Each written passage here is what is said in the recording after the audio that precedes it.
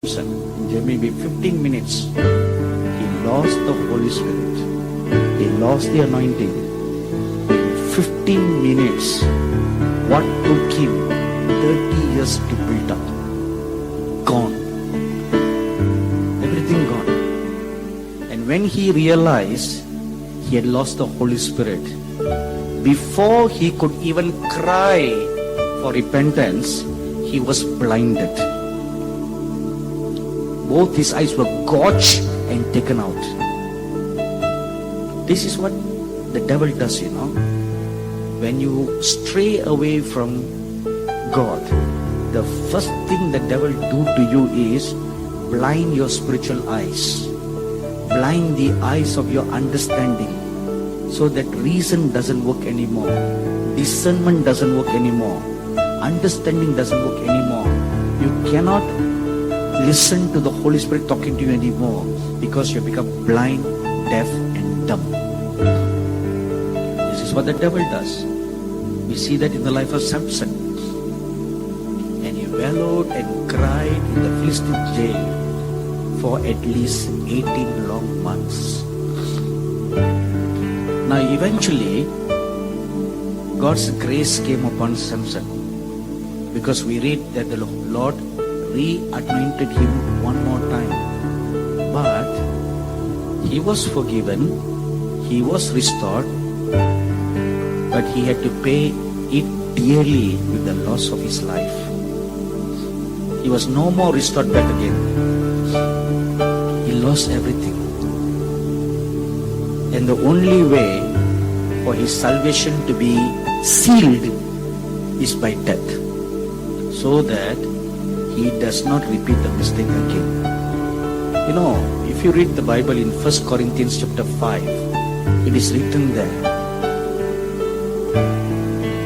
The Apostle Paul was taken in the Spirit to the Corinthian church, and he saw some people sinning, and he says he committed them into the hands of Satan for the destruction of the flesh, so that their soul can be saved.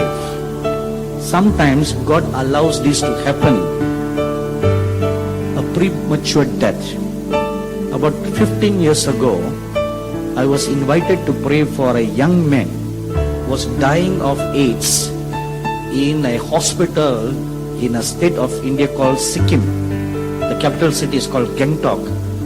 So before I was ushered into his presence, his mother told me, when you pray for him, please don't mention the word AIDS. He doesn't know he has AIDS. Don't mention all that. I said, okay, just pray for his healing. I said, fine. So I went to the hospital room. I saw this boy, 24-year-old young man, very, very handsome looking young man. When I saw him, my heart broke to pieces. 24-year-old boy who's counting his last days now. And this boy, to make it worse, he doesn't even know he was going to die. He just thought he's having some kind of an illness and some kind of sickness, and he needed some treatment. So after small talks were over, the time came for prayer. So when I closed my eyes to pray, I just could not bring myself to pray for him, because seeing his very pathetic condition, I asked the Lord, how shall I pray for him? And then the Lord told me, don't pray for his healing, because I have cursed him to die. But you pray that his sins will be forgiven him, so that his soul shall be saved. Then I asked the Lord, what has he done, Lord, that he has been cursed to death? And in one split moment, the Lord showed me about his entire life.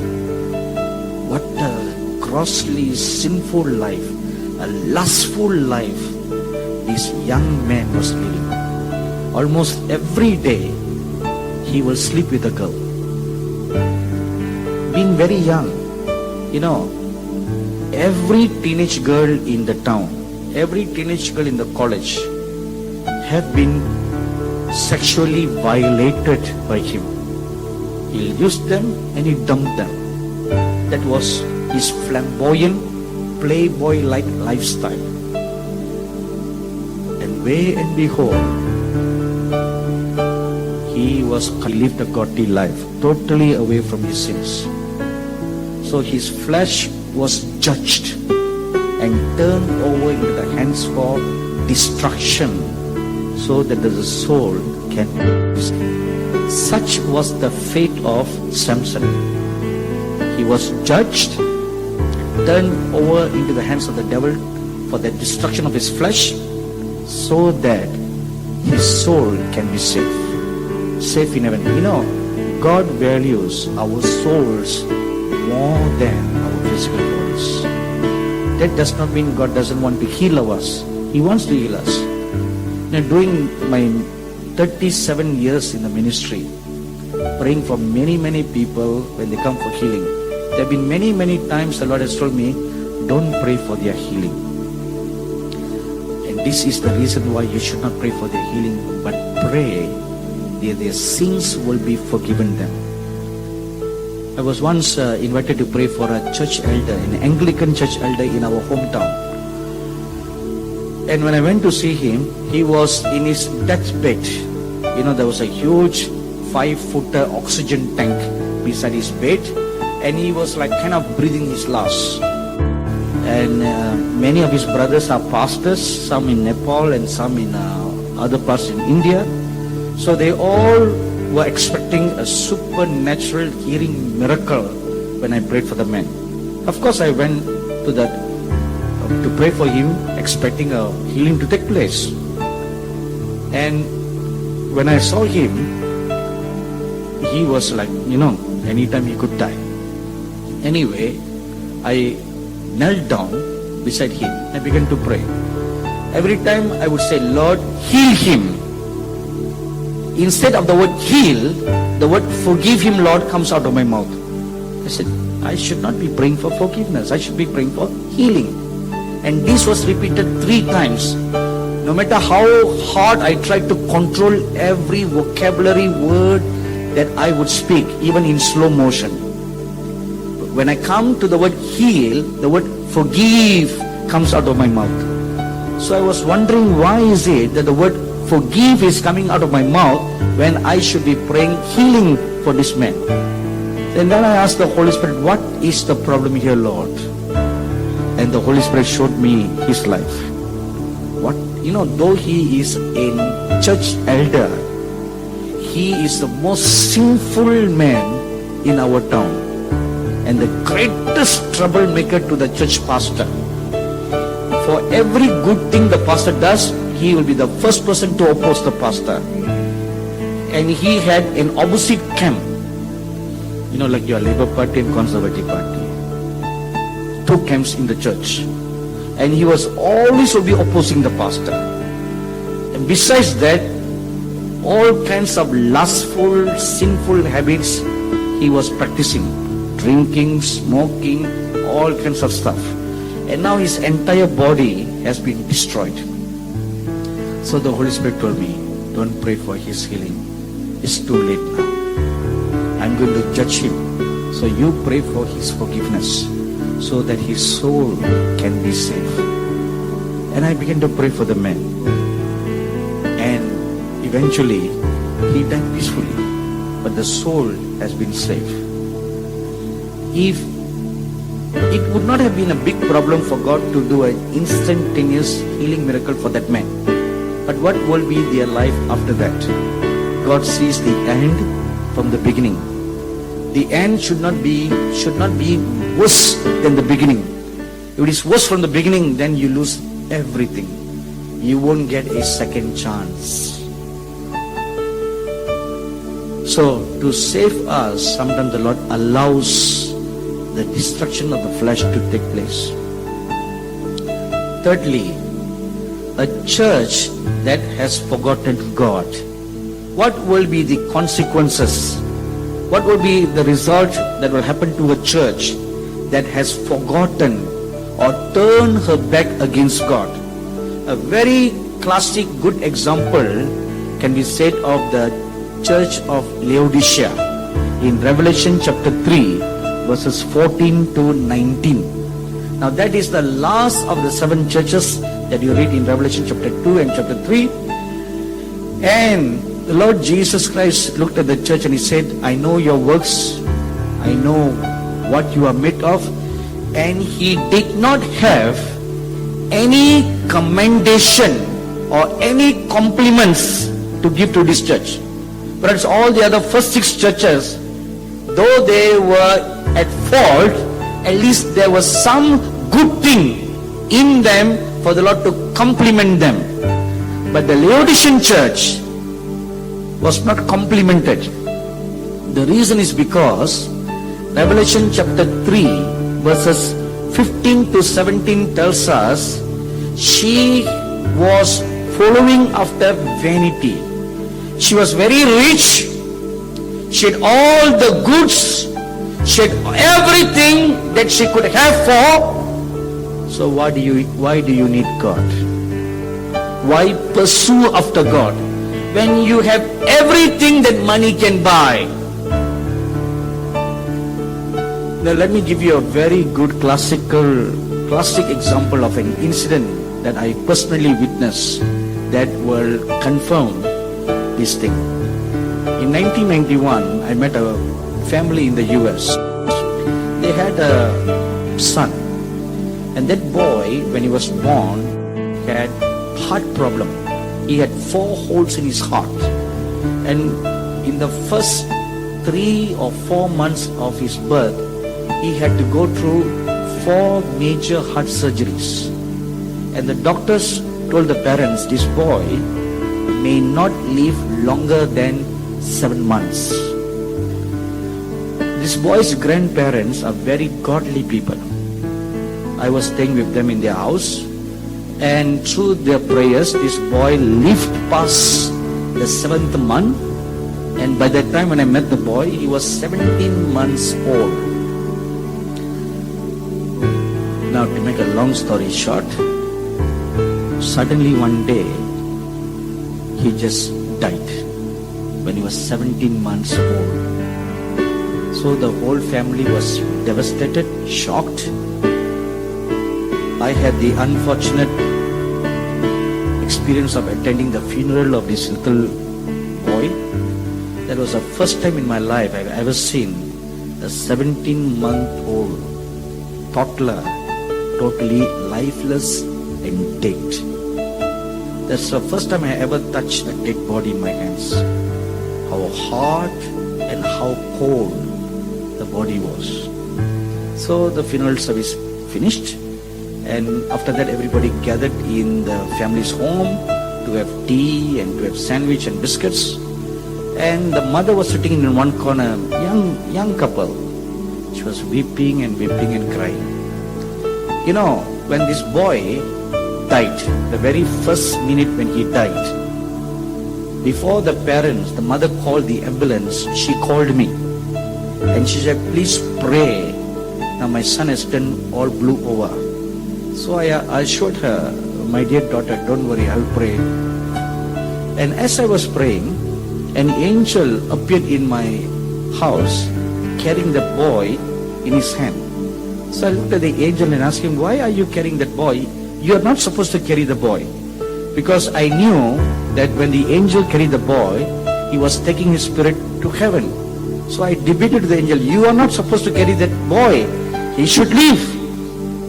And the angel looked at me and he just smiled and he said, his time has come and I'm taking him home. And soon after the angel disappeared, 5 minutes later, the mother called me to say the boy was totally dead. So anyway, after the funeral at their home, I consoled the mother by recounting this incident. I said, this is what I saw. So your son is safe in heaven. One day you will meet him. You know, those kind of words, they are comforting words, but they are not consoling to a grieving parents. Right? And they are so broken and devastated. And before I left the house that day, I looked at the mother and the father and I told them, I will pray ardently for you. That was September of 91. Before the year ends, I'll pray and I'll ask the Lord to bless you so that you will conceive again. She looked at me and said, "Are you really sure?" I said, "This is a promise. I will pray for you very, very ardently." And saying that, I left, came back to India, and I prayed for the family. On December the 24th of that year, I received a phone call from my husband saying, "My wife has conceived." So they were so happy, and she gave birth to a beautiful baby girl with clean, perfect heart. So they were so happy. The girl came to wipe away all their tears of their loss, and the following year she conceived again, and she gave birth to twins. So the family was so happy. Now, for one loss, they've got 3 children. 2 years later, she conceived again, and she gave birth to another baby. So now she's got 4 kids. For one loss, you get 4 in return. See, when you give one away, you got 4 in return. So you're so happy. All the 4 children, 2 girls and 2 boys, they all have perfect heart, no holes in the heart, wonderful strong hearts. And as they were blessed with babies, the husband was also blessed in his career. He's a computer engineer. So he got promoted from one level to another level to another level. So as they were promoted, see, their family were blessed, they were materialistically blessed, so they began to buy a bigger house. More children came, bigger and bigger and bigger, until they had like a palatial, huge house. All this while, when the first baby was born with a heart condition, that was the time they totally committed themselves to the Lord, and they began to pursue after God from then onwards.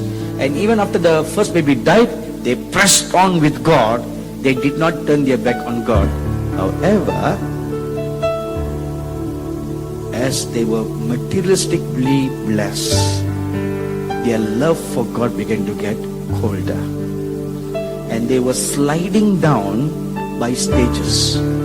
Eventually, with the 4 children, with 3 cars, big house, they totally stopped attending church. So when the pastor once asked them, "Why are you no more coming to church?" You know what they said? They said, "Pastor, we have everything. Why do we need God?" Well, and then people become very spiritual, They said, "Pastor, the Bible also says, wherever 2 or 3 are gathered, Jesus is there. So me, my husband, my 4 children, there are 6 of us. 2 times more than what the Bible says. So we are praying in our home, and Jesus is there. Why go to a church?" That is their reasoning. They totally stopped attending church, and they totally forgot God. This was the attitude of the Laodicean church. They were materialistically well. They had everything that money can buy. So their hearts became cold. They were not hot, they were not cold. They were just indifferent, lukewarm. Now what is the consequence of that? The Lord Jesus looked at them and said, "You are wretched, you are miserable, you are poor, you are naked, and worst of all, you are blind. You think you are very rich, but you are wretched. You think you have all the goods in the world, you have all the happiness. Wrong, you are miserable. You think you have a lot of money in your bank account. Wrong, you are poor. You think you are dressed in all the fine clothes that money can buy. Wrong, you are naked. You think you are seeing everything. Wrong, you are blind fool." This was how the Lord Jesus assessed the Laodicean church. If the Lord Jesus were to come to your church, how would he assess your church? Like the church of Ephesus? or the church in Pergamon, Thyatira, Sardis, Smyrna, Philadelphia, or Laodicea? How will He judge your church? Or look at you as an individual. When the Lord Jesus looks at you, how will He assess you? As someone who is madly in love with the Lord and following Him with all your heart, with all your soul, with all your strength, or someone who is just merely practicing religion? How will He assess you? You know what is merely practicing religion? We don't even carry our Bibles to the church. Because the church projectionist is projecting all the scriptures on the wall. Why carry a Bible? Logical? Isn't it logical? Why carry the Bible heavy weight, Let's lose some weight. Because they are showing the scriptures anyway. Why turn the scriptures when you don't even know where is Revelation chapter 25? Right?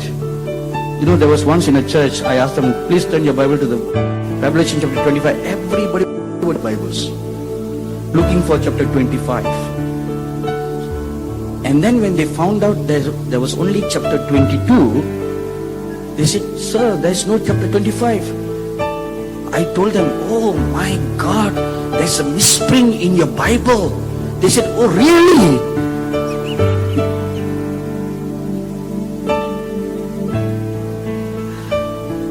See how pathetic it is. Is our lives like that? How will the Lord Jesus judge us? My dearly beloved brothers and sisters, this evening, as I was waiting on God, this is the counsel the Lord gave you. What should you do? What should the church in Great Britain do? 7 things.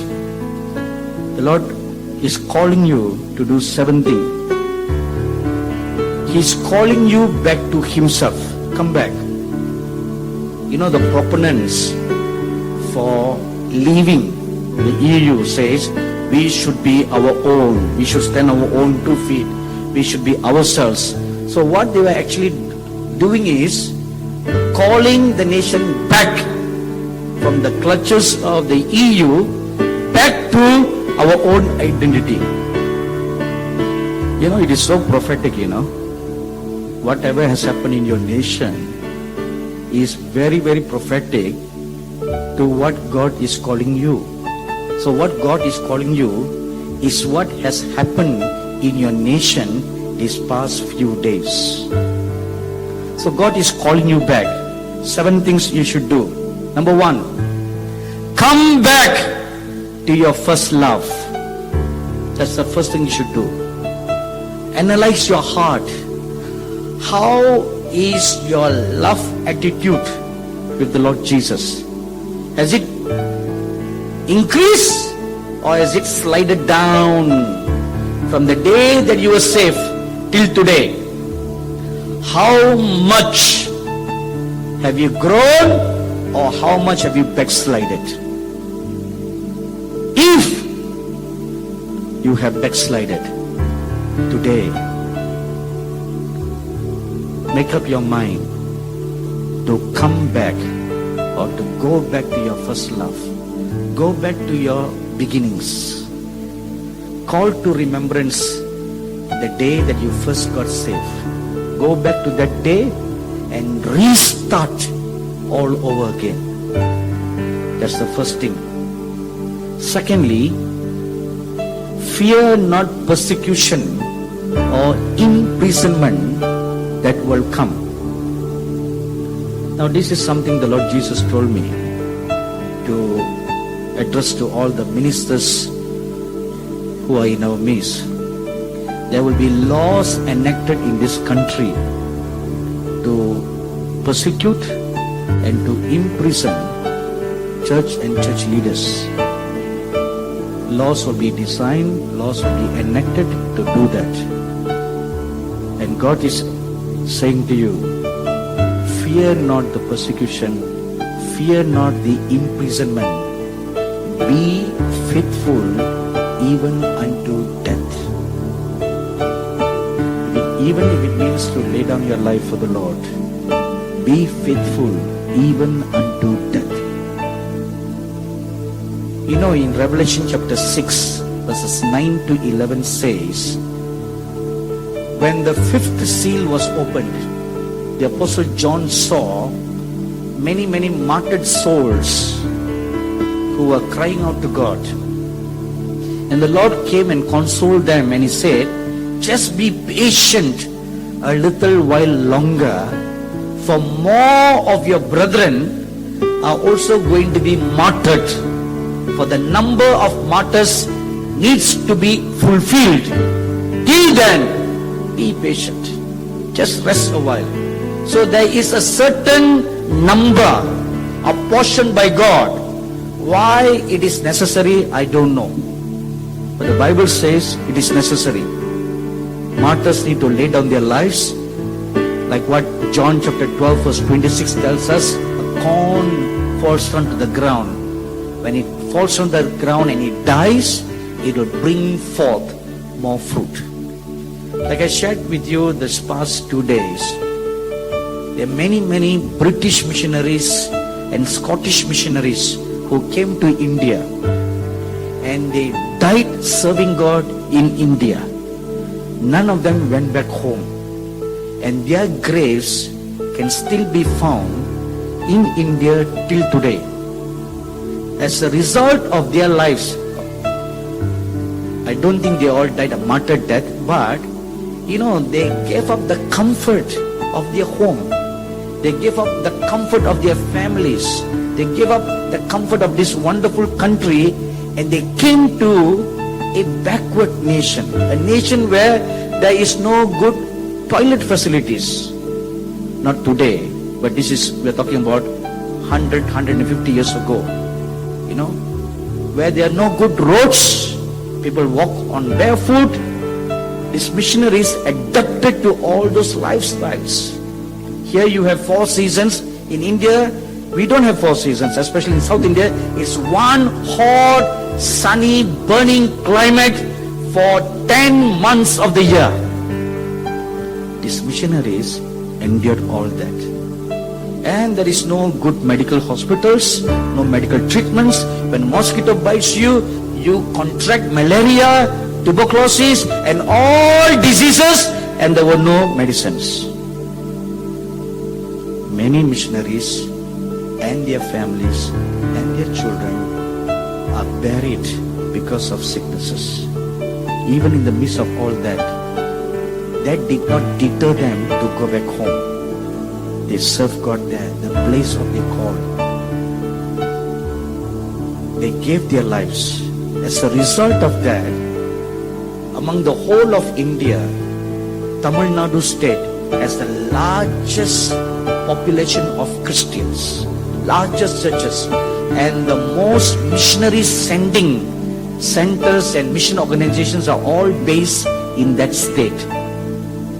Firstly, because the Apostle Thomas was martyred in Tamil Nadu state, the blood of one disciple of the Lord Jesus, and then the lives of the many missionaries. So when a martyr dies, it's not death, it's a sowing for a harvest.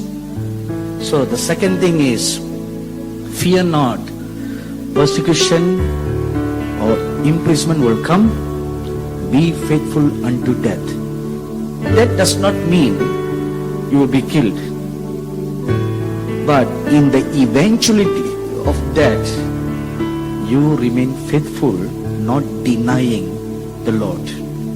Thirdly, come out of spiritual idolatry and the controlling of church members. Come out of idolatry. Any love extended to any object, any person other than God is idolatry. Anything that comes between you and God is idolatry. Even your personal pleasure for rest that comes between you and God, that is idolatry.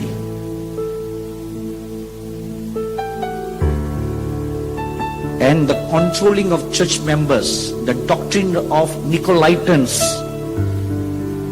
that should be cut loose.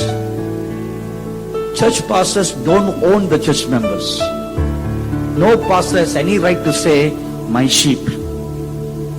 All believers are the sheep of the Lord Jesus Christ. Because only the Lord Jesus Christ is the great shepherd, the bishop of our souls. All we, like sheep, have gone astray, and the great shepherd came to bring us back to himself. So he is our shepherd. Every pastor is a custodian of the church. You have to tend to the flock, you have to feed the flock, but we have no right to control the flock. So that is what was practiced in the past, which was what the Lord was against. So in these last days, we cannot do that, because the Spirit of God is going to be poured out upon all flesh. Joel chapter 2 verse 28 says, upon your children, upon your youths, upon the senior citizens, upon the ministers of God, when the Holy Ghost full power is poured out upon the little children, are we going to stop our little children from prophesying? Do you know that that's exactly what the Pharisees and Sadducees did? In Matthew 21, when the Lord Jesus entered into Jerusalem, you read that the children carried by their mothers were singing praises, shouting, crying praises, glorifying the Son of David. As soon as the Pharisees and the Sadducees, the established church leadership of that time, heard that, they told the Lord Jesus, Jesus, stop the children from praising you. And do you know what the Lord Jesus told them? He turned around and he said, have you not read what the Psalm says in 8:2? That out of the mouth of babies and children, he has perfected praise. So their time has come to do their ministry. You have no right to prevent them from doing their ministry. Your little children, your babies, your thoughtless, and your little children, 12, from 0 age up to 12 years old, they are going to prophesy, they are going to see visions, and they are going to cast out demons.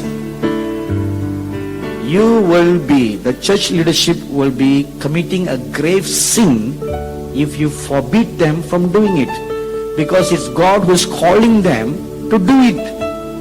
And their destiny, it is their end-time destiny to rise up. Now why? Why the children in the last days? For two reasons. Number one, Exodus chapter 1.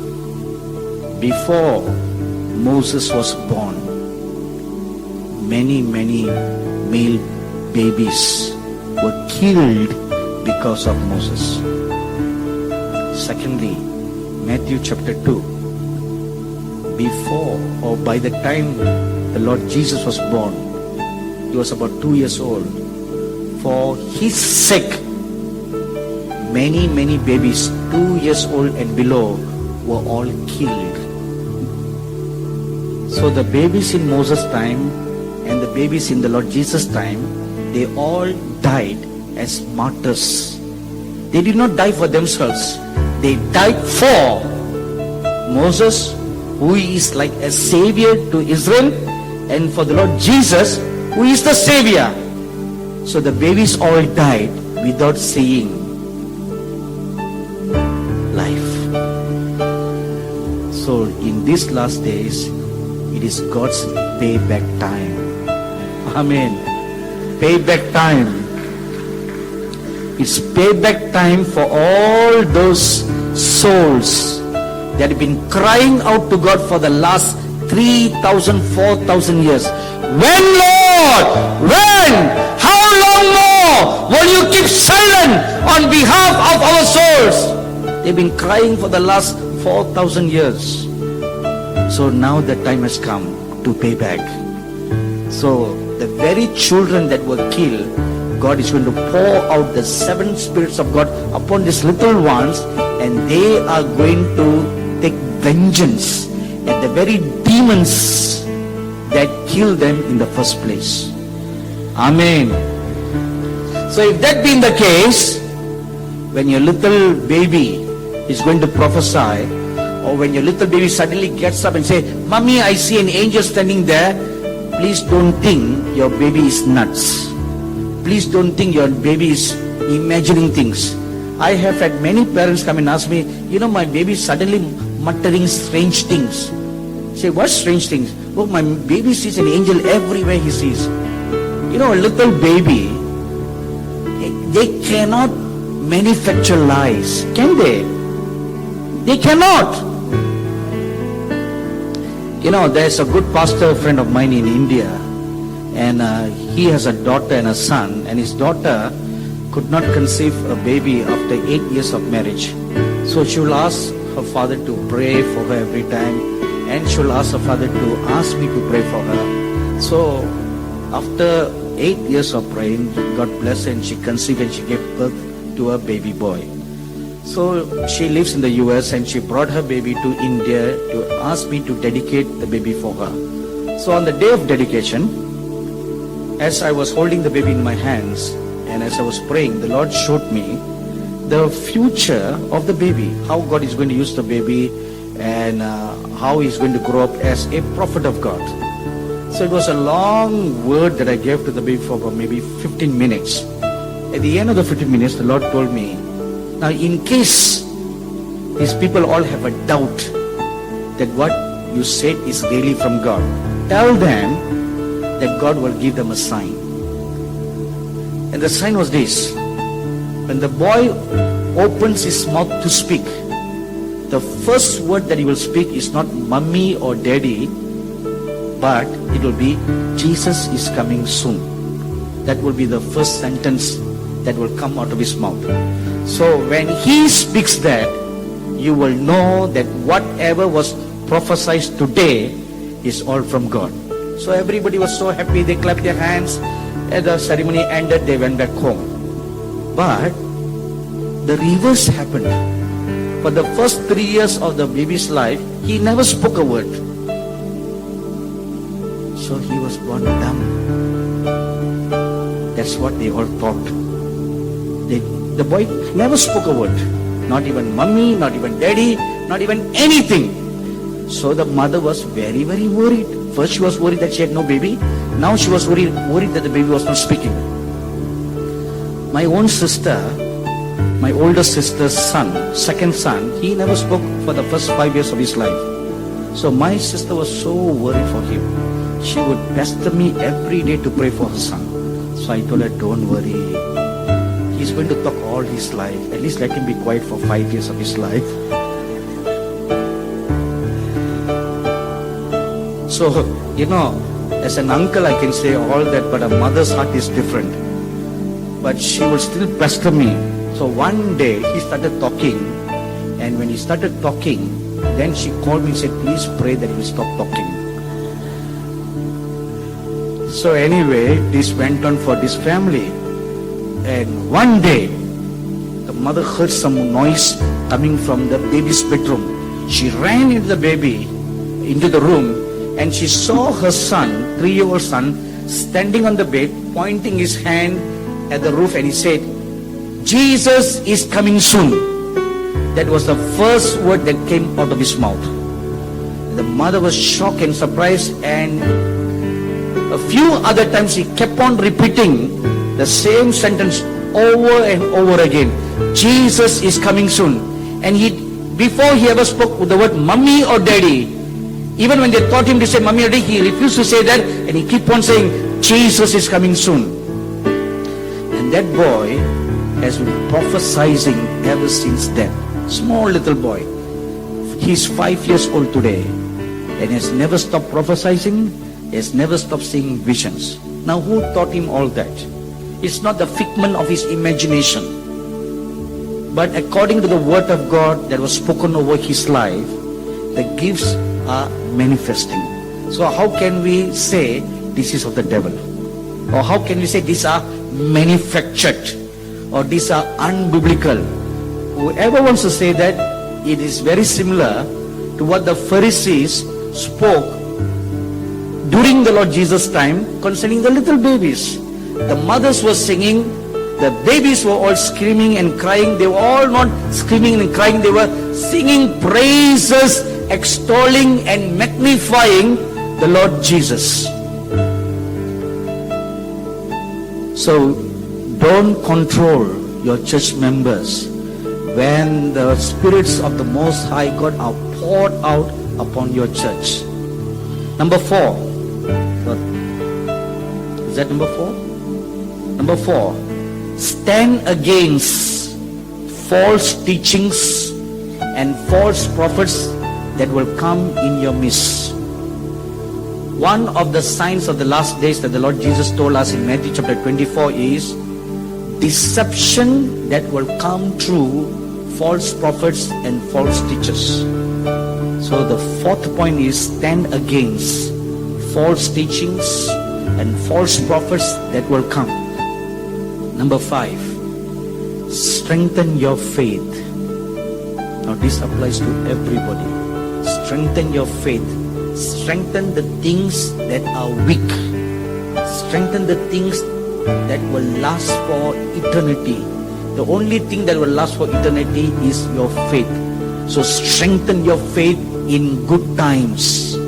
When times of persecution comes, you will not be able to attend a conference like this. You may not even be able to attend your regular church meetings. This Bible may even be confiscated from you. You know, this is what happened in Russia and China. When you are deprived of all that, all Christian radio, all Christian TV stations barred, all internet access barred, what are you going to do?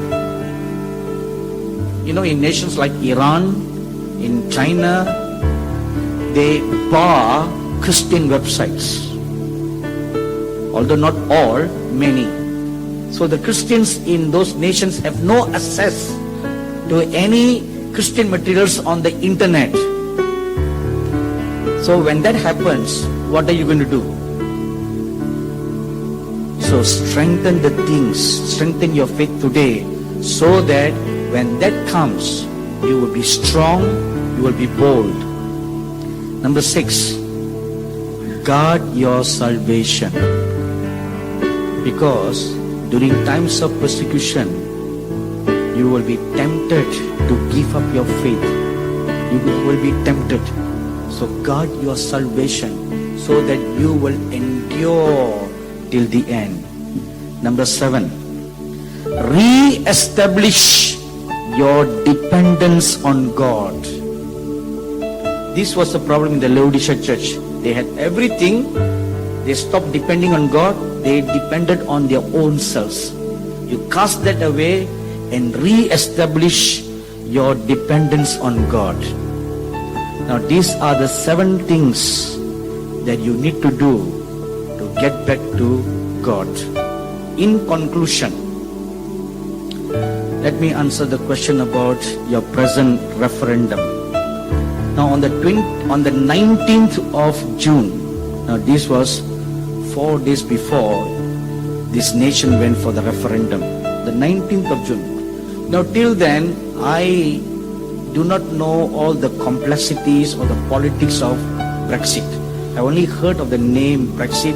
Every now and then it pops up on the internet, every now and then it pops up in the newspaper. So all my knowledge about Brexit is a referendum the nation is going to. Why they are going, I didn't know. Or I didn't bother to know.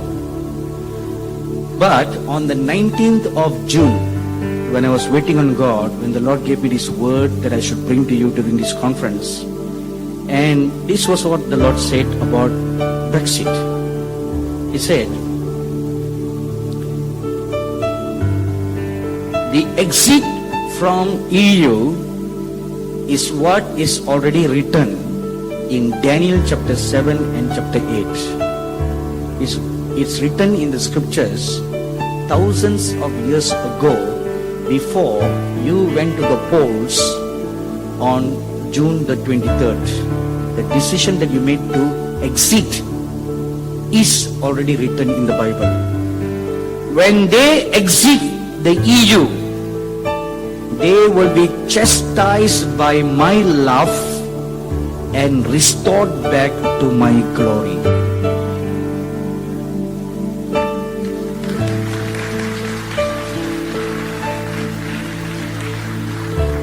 Now I want you to turn your Bibles to Daniel chapter 7. Now look at verse 4. There it describes how you will be chastised. There is a chastisement for all the sins that have been committed in this nation. Before you can be restored back to glory, first there comes a chastisement. Daniel chapter 7 verse 4. The first, now the series of visions that the prophet Daniel saw, the first was like a lion and had eagle's wings, and I beheld till its wings were plucked, and it was lifted up from the earth and made stand upon the feet as a man. Now, although this spoke of the nation of Babylon in history, concerning the end times, it speaks about the Great Britain. Now, the symbol of Great Britain is a lion. And there you see this lion has eagle's wings. During the great and mighty days of Great Britain, it is said the sun never sets in the British Empire, right?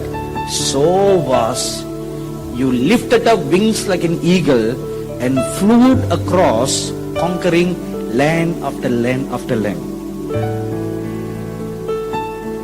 So this is your history. Now when you're chastised, your wings are plucked. Now with all this threat of boycott that is coming from EU, that you'll be out of this, you'll be out of that, all these threatenings and all the scare that's coming, is what is written here. The wings are plucked, and it will be lifted up from the earth and made to stand upon the feet as a man. Now you stand on your own feet, right? When you do that, now look at the next part.